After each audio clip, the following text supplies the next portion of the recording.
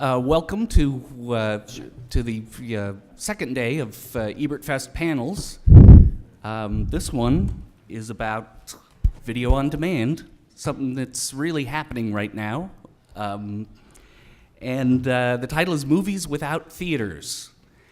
So I guess before I talk a little bit about it and set this up, I'd like for all the panelists to introduce themselves and just tell us a little bit about what your background is. And so can we start with Steve down there? My name is Steve Prokopy. I'm the Chicago editor for Ain't It Cool News. I've been there for 14 years, and I write under the name Capone. I think that about covers it. That's it. Let's see. I don't watch a lot of movies on demand. There. Okay. I think I've watched I could probably count the number of movies on demand I've watched, new or old, on one hand with some fingers left over. So. Do you like pina coladas and getting caught in the rain? No. Oh, okay. Hi, I'm Odie Henderson. I am a programmer by day and a demander by night. I am also on the internet as the Odinator under most places. At the Demander's blog, they forced me to use my government name, which is in front of me right here. I go to the movies all the time. I'm a glutton for punishment. I actually like to see them in the theater, so it's a little bit, it's interesting to have to watch them on demand and to make my own entertainment, to tweet and to talk and to throw things at myself, because I'm alone when I'm watching these movies, so. Okay, my name is Jana Monji. I'm from the Los Angeles area. Originally, I was an Asian studies major, so I like watching Japanese movies and animation, and I am one of the demanders.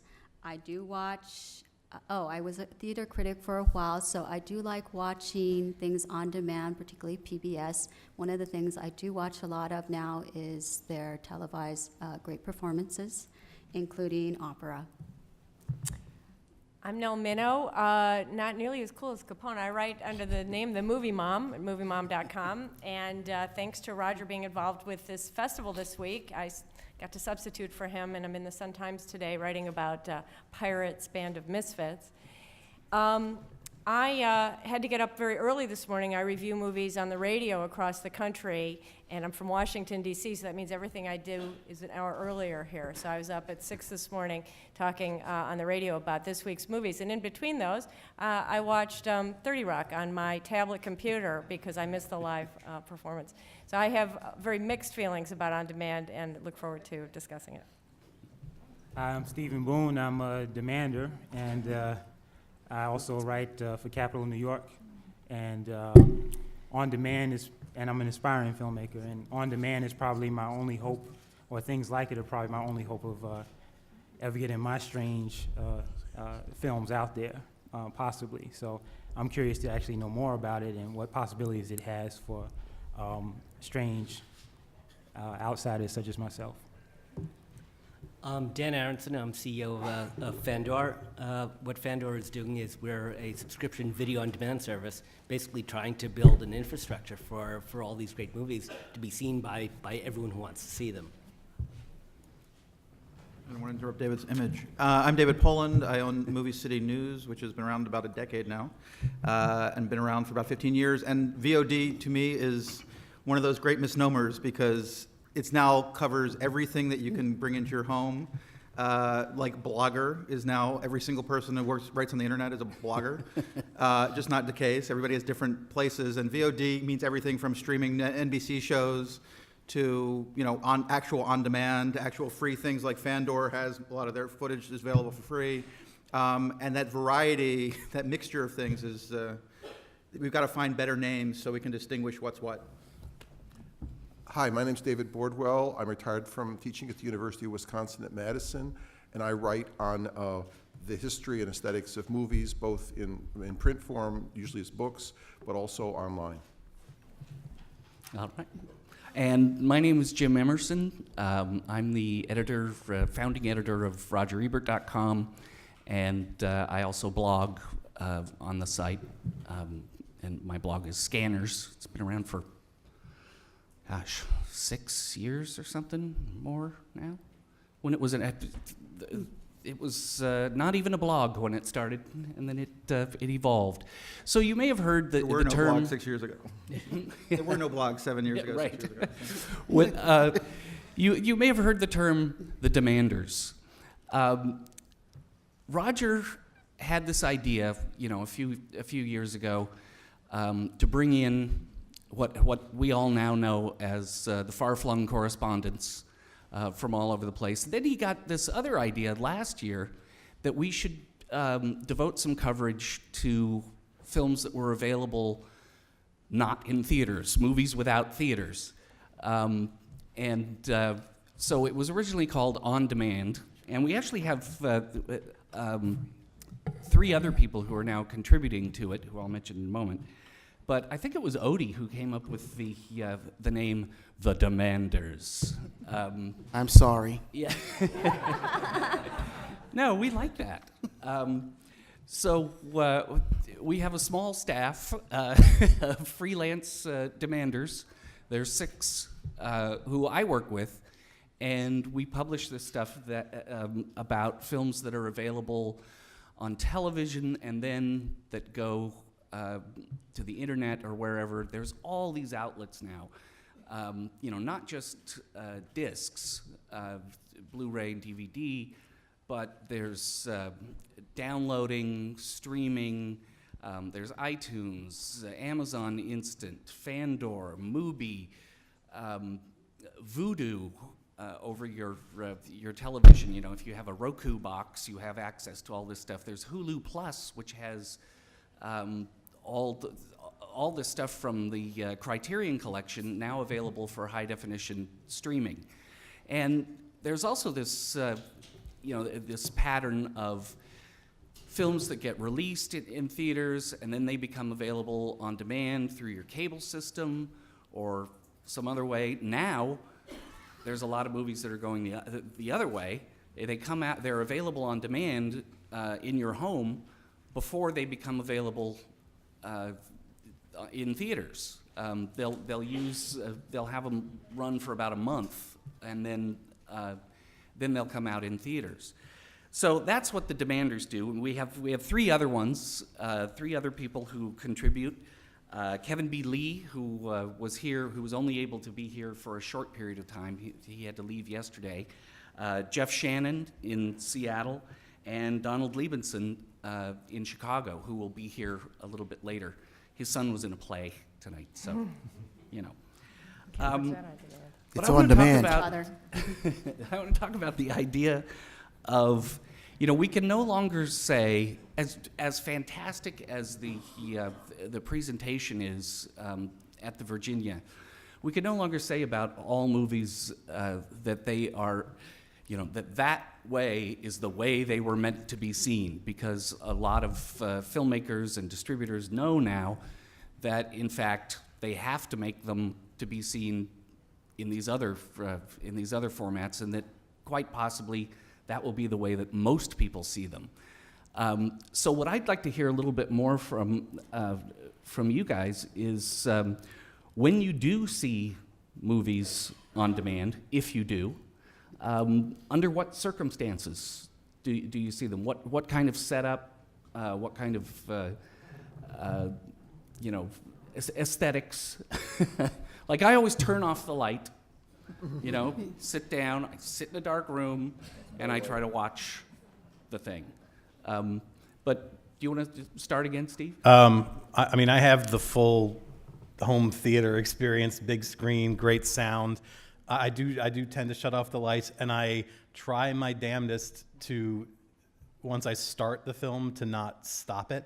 I'm not a big fan of watching stuff at home. As a critic, I have to do that just because I can't get to everything, and a lot of things just don't screen in Chicago, for example, so they send us the movie. And if I'm watching with other people, they get the lecture. There's like a lecture I give about shutting up, don't talk. Turn off your cell phone. It's basically the rules that you would give to anyone that nobody follows in a movie theater. So they get, I mean, even my walls are painted sort of movie theater red. So I have light blocking curtains in the room. So I try to make it as much like I'm going to the movies as possible. There's a new movement starting that they're now talking about in regular movie theaters, creating screenings, specific screenings and days and theaters and whatever, to have people free to tweet and talk on their phone and look at their email as they watch the movie. And there's a movement going on, a big conversation at CinemaCon in Vegas, used to be Show West, this last week, about actually encouraging this on some screen. You know something, I have to tell you that my initial reaction was that was just, my worst nightmare. And then I thought to myself, you know what, it's kind of like the sing-along Sound of Music or Rocky Horror Show, or it's just a different kind of experience. And if you could set something up where people could tweet and it would go up on the screen and they would be sort of interacting with the movie, I don't mind that that's available for people who want to do it. And I don't know if I can do that during Melancholia, though. all the people, Not the remains of the day. let them do it. But all the people, can go tweet over there, and then maybe they won't tweet, where I am. Exactly. And so it's sort of like the crying baby screening. So I'm kind of thinking that maybe that might be a good thing. I'm all for it if they have the people sit as far away from me as possible, preferably the parking lot. I asked some people in the theater, and we're talking about live theater, about this, because there have been some arrangements. In Los Angeles, we have a theater group that has several different theaters, and they had 2 related plays at the same time, and so they were setting it up, and they set the people that were tweeting in the back so that the lights would not disturb people in the front. And I think that could be an interesting experience, because it was actually about a Chicago topic. It was A Raisin in the Sun was the first play, was playing at the Mark Taper. Simultaneously, A Raisin in the Sun was at the Kirk Douglas Theater, and simultaneously at the Mark Taper they had Clybourne Park, which was like the other side of the story. Mm-hmm.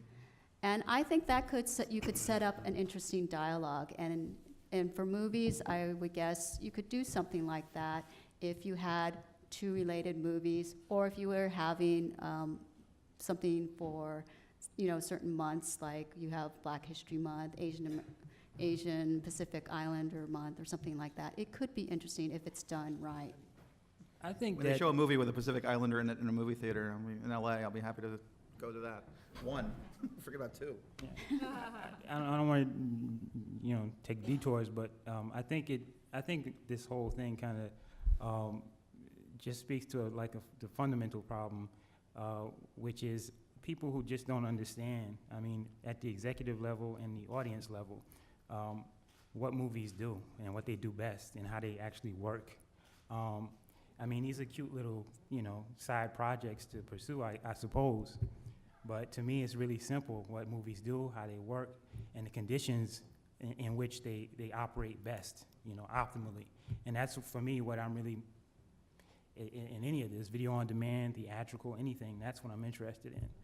All this other, extracurricular playtime stuff is quite boring to me. So I actually disagree with Stephen, because I think that people who are trying to fill the theaters very much understand what it will take to fill a theater, and it's unfortunate that they have to do these kinds of things. But I think they're doing it because of business reasons. I think that one of the problems, one of the saviors of video on demand for indie and international movies are in fact that the reason why these movies are not put in theaters is because they can't fill theaters. However, there are lots of people, you see all the people coming to Ebertfest, all the people coming to every film festival who are interested in these things, which says that the demand's out there. So what you have to figure out is you have to figure out how to meet the demand. Ebertfest is a fabulous way of meeting the demand here, and you see how they fill the theater. But the question is what happens the other 51 weeks of the year.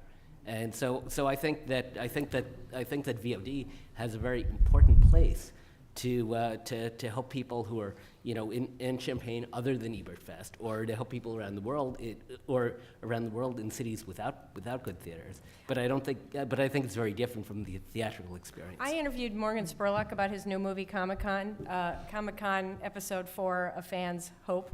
And I said to him, how do you feel about the fact that it's being released on video on demand? He said, I'm from West Virginia. Not one of my films has ever played in my hometown theater. He said, when Super Size Me came out, I was on Letterman, I was on Leno, I was on television, I was all over the place, and 90% of the people in the country could not buy a ticket to go see the movie. He said, today, I can go on these shows and I can talk about the Comic-Con movie, and everybody who wants to see the movie can see the movie. So that makes me very happy. But I don't want to be misunderstood. That's excellent, and I love video on demand, and I go on my sister's Netflix account all the time. And you're supporting it. Yeah, and it's that, things like YouTube, all this stuff is saving the world, I believe. What I mean is that people don't understand what it is about movies that we're going to them for, and most importantly at the executive level. When they shrug their shoulders and throw up their hands and say, oh, well, the people don't want this. I think that the people want films that are, great storytelling. That's as simple as it gets to me. That's as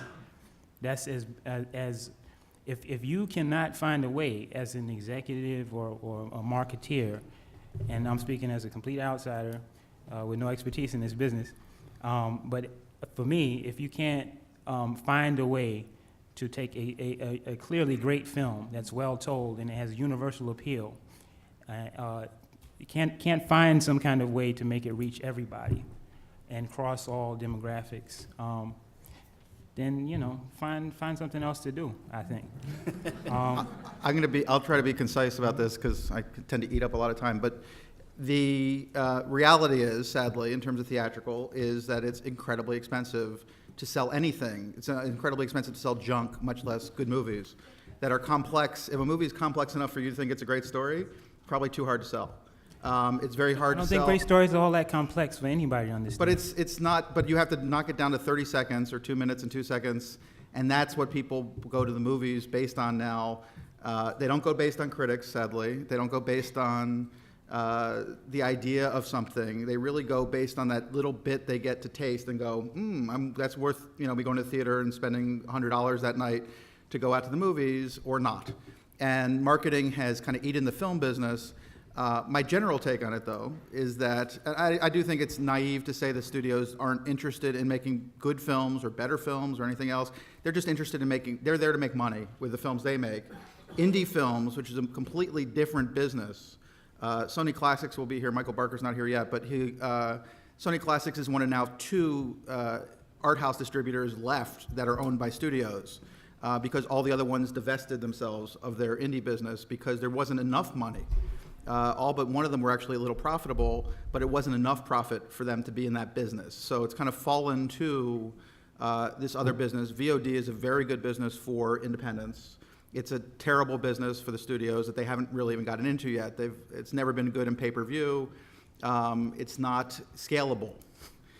Basically, if you get to the point where everything becomes television, and then these same good people in this room have to figure out 2,000 selections instead of 200 in a given year, and how does anybody sift through all of that except through Ebertfest and events like that? I personally believe we're in the infancy of all of this, and that 10 years from now, you will be able to see any movie you want at any time for free, for pay, in different scales of payment. Companies like Fandor may be specific to one company. They may have a brand where they cover art house films and not independent and not studio movies. They may just do documentaries. But you as a customer should be able to get any movie that exists that is still available that can be converted anytime you want for a reasonable price within 10 years. And at that point, the theatrical experience, I think, will become more important again, because it'll be the only place where you can have this other experience of not sitting in your living room, of not being disturbed by the phone, of not having too much to choose from. It kind of narrows your focus in a way that's very profound and beautiful. And I think the theatrical experience, not just the movie you go to, but the entire thing of going to the movies, will become not only a great experience, but something that is actually the only differentiator for studios, for people distributing movies, between every movie in their catalog and the biggest hits. because those will be the movies where they can actually get people out to the movie theater. That'll be the money driver that's exceptional above and beyond what I think will be probably subscription services for almost everything. You know, it's a vicious cycle that has led to this like growth of on-demand at this rapid a pace, because you've got high ticket prices, high concession prices, you've got underlit screens at theaters, you've got a non-enforcement policy for the most part of talking and texting and phone calls. So that has driven people away from the But theaters. it hasn't. And People are still going. I mean, this is one of the great I'm my fallacies own of the media enforcement right policy. now. The box office is as strong as ever. People are still going to dramas and movie theaters. The media has taken up this thing about the theaters dying. And if you look at the numbers, it's simply not true. Year after year, the numbers keep on going up, not down. And people are going, fewer people are going each year, but fewer people were going each year 10 years ago, before the New York Times decided to take up this cause. You know, because you start with VHS, then DVD, then VOD. Yes, you're going to get an erosion of 2 or 3% every year of ticket sales. But the reality is there's still this large number of people, $10 billion worth in America alone, and another $15 to $20 billion overseas, who want to go to the movie theaters. Movie theaters are not dead at all. But I didn't say they were dead. I said that what I was saying, I'm talking about a cycle. That was only the first part of what I was trying to say, was that what that has done is made, I think, a lot of people, certainly people that I know, tend to watch more movies at home than they used to. And I think, and I've thought this since the beginning of the video age, that the more people tend to watch movies at home, the worse their behavior gets in the theater. And that's what I was trying to say, was that I'm not saying they're going less. I'm saying their behavior is getting worse. And that's, I mean, if you go to a restaurant and have a terrible experience with service and a crappy meal, odds are you're not going to go back to that theater the next day. And so, I mean, and you're... But they do. How old are you, Steve? You're 30 now? Sorry? Have you hit 30 yet? I'm 43, You're thanks. 43. You are a decade Good. past the prime movie target. That's what I age. wanted to ask you. People who go That's to the what I wanted to movies ask you. are not over 40. But All listen, these Except people who unless go to they're over theaters 60. are But I'm not a teenagers. member, I'm not just a regular member of the public. I have to go to the theater every day, so, or almost every day. So I have to experience, I mean, even people here are sort of praising the Ebertfest experience, and I would do the same thing. I tend to sit in the back of the balcony when I'm here at Ebertfest, and every movie I have seen so far this week, I have seen probably between 15 and 20 phones come on during the movie. So this is not an ideal, I'm sure it's none of you people. I would never. You guys would never do But that. I've seen the phones come out. I mean, it's an erosion. I mean, I remember Gene Siskel talking about this on the old TV show, that there's an erosion of manners in the theater going experience, and numbers going up or not, that like it's just a worse experience, and it's an experience that people are not enjoying as much. But there's also certain movies that they just really want to see in the movie theater, and so that's fine. But for those people who are kind of on the fence about the experience, I think we're in danger of losing them. And that's, you know, and like it was said before, the independents and the foreign films that people would never have a chance, or the Morgan Spurlock documentaries that no one would get a chance to see because they just don't open in their towns.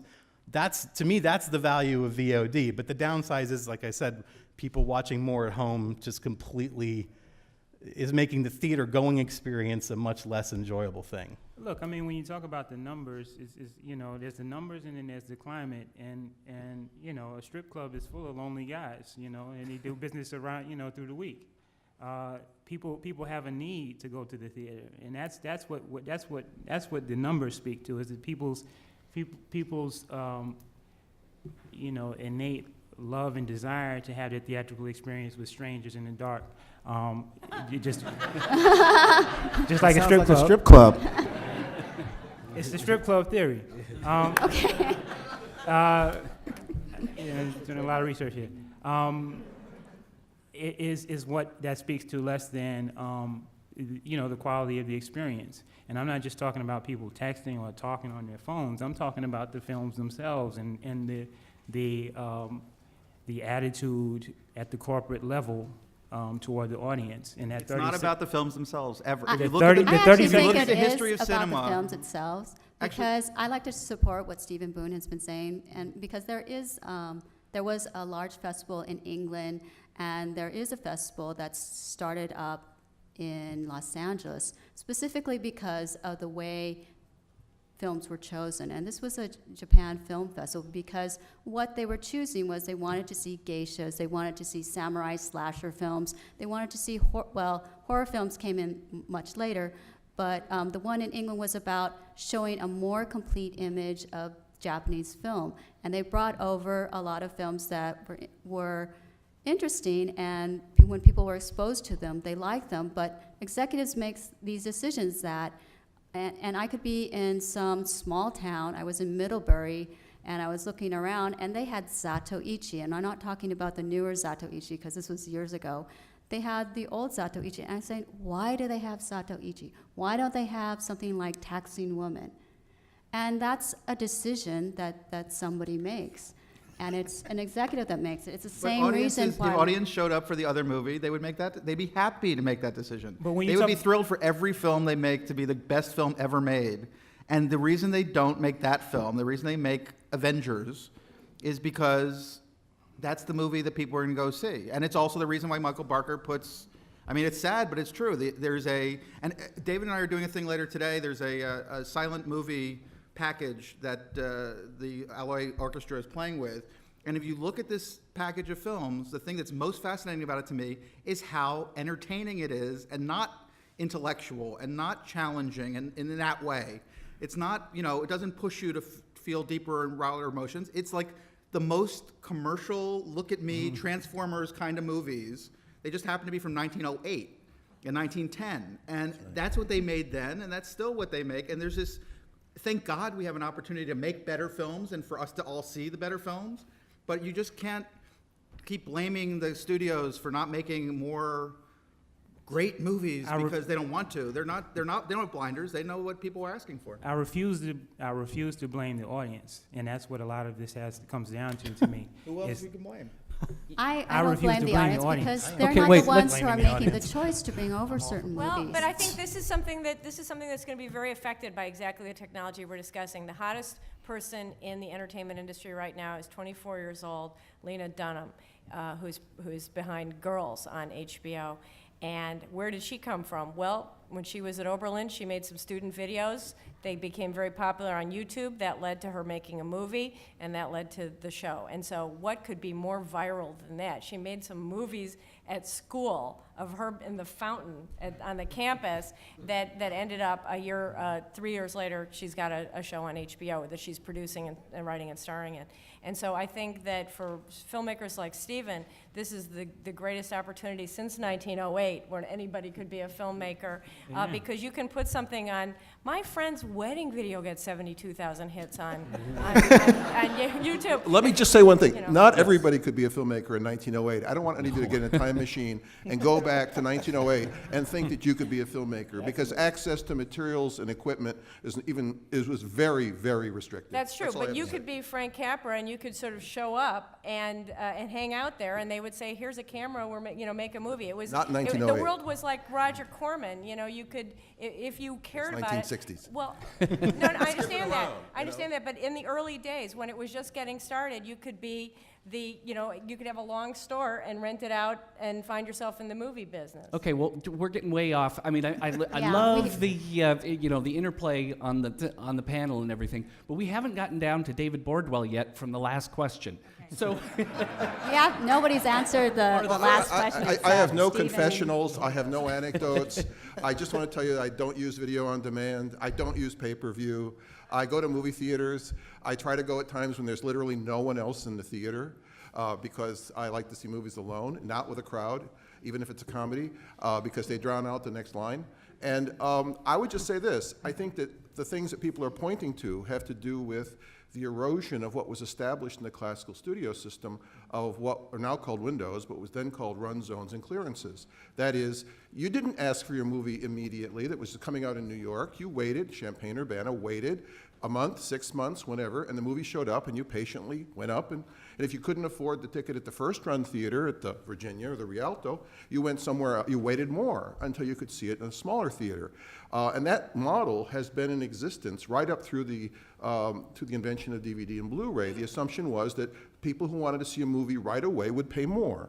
And people who could wait, or had to wait because of their budgets, would wait and see it later. And the studios were then able to use price discrimination to fan out the possibilities of the movie and squeeze every dollar out of it. Now, David Poland's written a lot about this, and you should look at his hot blog, because he points out that with the rise of the internet and the rise of video on demand, that means that that's all changed, that there may only be the theatrical release and everything else, what he calls the blur. And that means that you should be able, maybe a week, maybe a month, and in some cases, as Jim points out, maybe a week or month before the theatrical release, to see it because you want it now. I mean, I take on demand to be literally demand. You want it now. 6 months from now, who cares? So the issue becomes, how do you satisfy that demand? And now that the technology is there to deliver it instantaneously. And the problem becomes you can't make as much money when everything is available all at once, smorgasbord, pay cable all you can eat, video on demand, pay-per-view. You just can't make as much money as with physical media. DVDs and later Blu-rays pay a lot of bills. They're about 30% of the revenues going into the studios now, but at the peak of their demand, at 2004, they were 40%, and they rivaled theatrical. So the first thing for the studios to figure out is, regardless of whatever movies they make, whether bad movies or good movies or whatever, is to figure out how to compensate for the loss of the sale of and rental of physical media by virtue of charging you somehow, some way, for some basis on which you can consume these movies. The only other thing I'd say is this. David's quite right. Theatrical revenues are on the rise, but also, importantly for us to remember, the number of screens is on the rise. Even in the United States, it's declining. China is building 8 new screens every day. The BRIC countries, Brazil, Russia, India, and China, film is huge. Now, admittedly, it may be the same swill that Hollywood pumps out for us, but the point is that theater-going experience is still very, very important in a lot of countries. There are more screens now, at this point in history, I believe this is the case, than there have ever been, theatrical motion picture screens. So the death of cinema is, you may look forward to it with optimism or pessimism, but the death of cinema going is far from here. David, can I ask you a question? Sure. How is all of that affected by the way that previous film distribution was restricted because of the physical limits of only making so many prints, and how is that being changed by digital? And conversely, on the other end of that spectrum, how is it being affected by piracy and that lowering the window? Well, piracy is a complication, because piracy, of course, there's no way to measure how much it actually impacts the industry. We just don't know.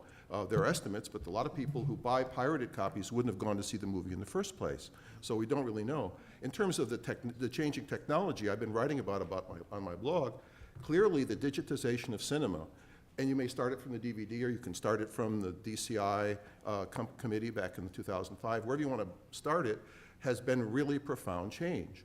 And that has accelerated the demand situation. Mm-hmm. Clearly, once a movie is digitized, it can be delivered in lots and lots of different ways. Mm-hmm. But what's striking to me is that video on demand is, revenue-wise, a very tiny percentage of the studio's income right now. I think the figure I saw last was 2%, something like that. People aren't picking it up, and the classic case has just recently been, you probably read about this, Margin Call. Magnolia released Margin Call theatrically, but it also released it video on demand. I believe it might even been earlier than theatrical. Yeah. They made about as much money, and it was quite a lot, over $4 million on each distribution platform. And they began to realize, wait a minute, video on demand is actually, in potential, quite lucrative. But in terms of the overall picture, David, again, has written about this, theatrical is the horse that pulls the cart, even if the cart is bigger than the horse. The other thing worth pointing out is that they don't really put out these numbers intentionally, right, because they figured out with box office that there are too many of us paying attention and picking at the numbers. But so we don't know video on demand numbers. That's right. And they did anyway. I won't even get into that other thing. But they recently talked about Bridesmaids, which was obviously a big commercial hit, surprise, last summer or 2 summers ago now, kind of. But big, huge thing, $40 million in post-theatrical besides DVD. So VOD, pay-per-view, streaming, all the revenue streams for that were $40 million. They were all excited that $40 million could be made. When you realize the DVD sales for that movie 6 years ago, 5 years ago, would have been about 6 or 7 times that in gross revenue, that gives you an idea of how big a hole there is to fill right now. So VOD is, even in the great success of that moment, is not filling that hole. They're going to have to figure out another way to do it. Well, my thought, though, is, as you said before, we're in our infancy. Yes. And so, I think lots of people are playing with different models. Fandor has a model, lots of other people have different models. And, actually what Fandor is all about is subscription, because I believe over time, if you can build a reasonable subscription base and make enough content interesting, everyone's going to subscribe if they get enough content. So you will get there are a lot of people around the world. Yeah. You'll get a nice revenue, and so we just need to figure out how to get from here to there. And I think we as an audience actually have the ability to help participate in these models. But Dan, do you have worldwide licensing rights to the material on Fanfor? Actually, we have global rights for about 50% of the films that we've licensed to date. One of the challenges about Fandor is we build a lot of editorial content. Stephen's helped Kevin Lee's helped, a lot of other people have. And the question is, how do you want to give people a reason to care about the movies, right? And so there's a challenge about how do you care about movies that you might not have in a specific region, so we're just trying to figure that out. So we want to start taking questions in a few minutes. So if anybody has any questions, please get to the mic there. I have a question for David. You mentioned the other day about how the value of the studio libraries, about how this may have affected the actual film libraries, the ability of the studios to exploit their library, and what were the numbers? Well, it's much debated now. I mean, I'm not going to get into it because I'm not a financial analyst, but essentially the argument goes this way. With the crunch that we were just talking about, the time crunch, the collapsing of windows, with everything kind of on an equal playing field, some argue there's been a race to the bottom. So that, for instance, one of the things we do know is that Americans, and probably the rest of the world, but at least America as the test case, Americans prefer a subscription service to an item-by-item service. That is, cable's the classic example. Since the mid-1970s, you essentially pay a certain amount of money to have all this content dumped into your TV. You can choose what you want. And that would be the argument I think that Dan would make for doing the same with more niche or specialty items. But then the problem becomes, once you've done that, once everything has been smooshed together, and you say, okay, every movie from 1955 Elizabeth Taylor movie to the most recent Terminator movie or whatever, it's all the same. You guys get it for all the same price. Then the question is, what are those libraries really worth? Why is Terminator 2 worth more than Terminator 3? Because they're all playing at the same time on cable.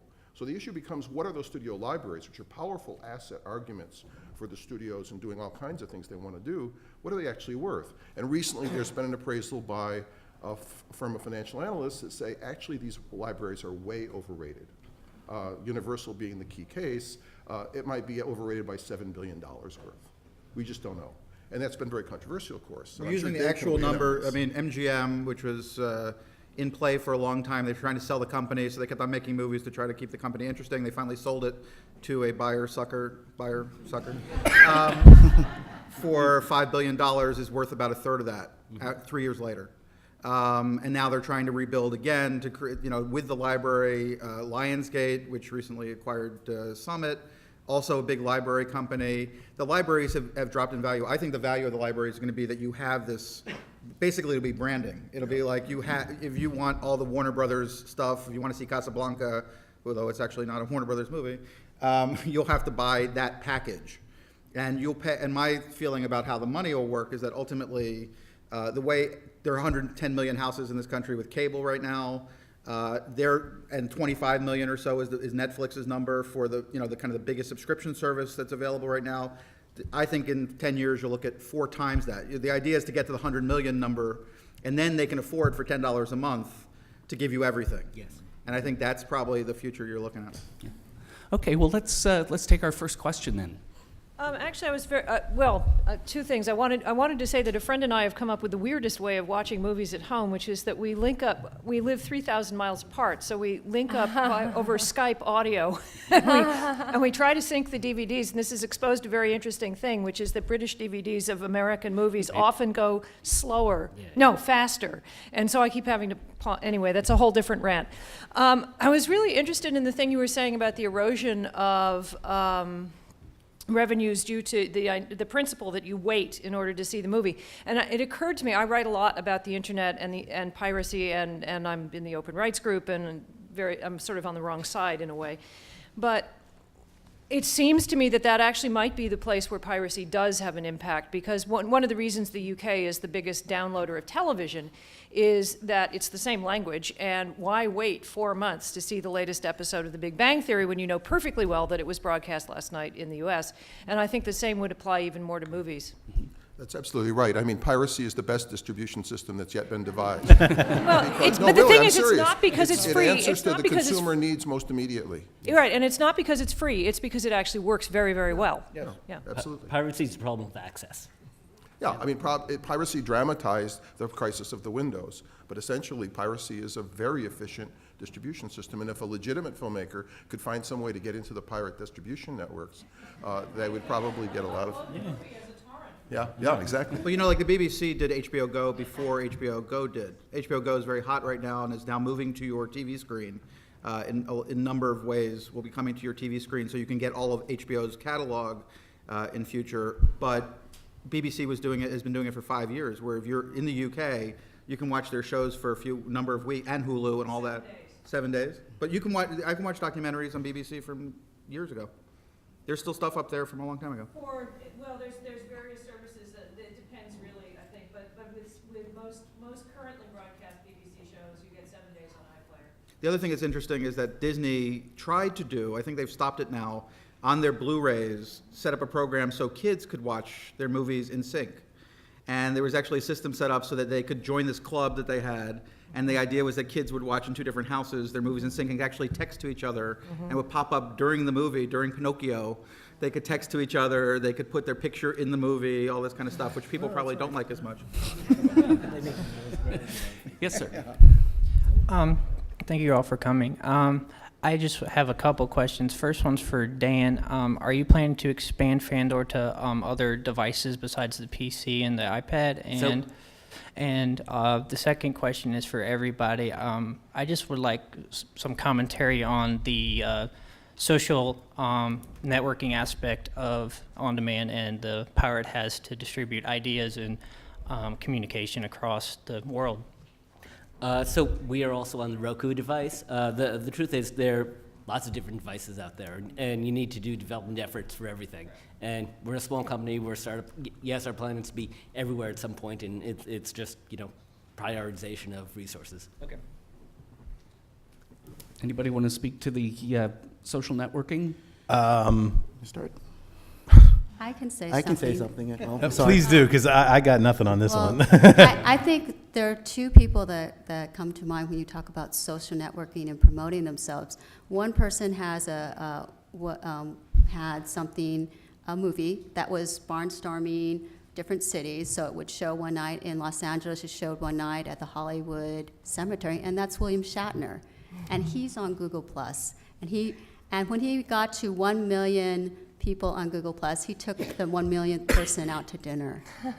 He's really been good at promoting on Google+, and I don't know about Facebook. On Facebook, it's George Takei, and he has something that's it hasn't even opened yet. So in other words, you have to be a Star Trek person to really get this. I don't know. I'm sorry. I'm just sort of I'm just hooked into geek culture, and you got to consider that's how I got on Google+. I was in the beta because I knew people that were geeks, and I would say my husband's pretty much a geek. They're ahead of the game. Because Yes, they are ahead of the game, but it's because they're connected into this geek culture.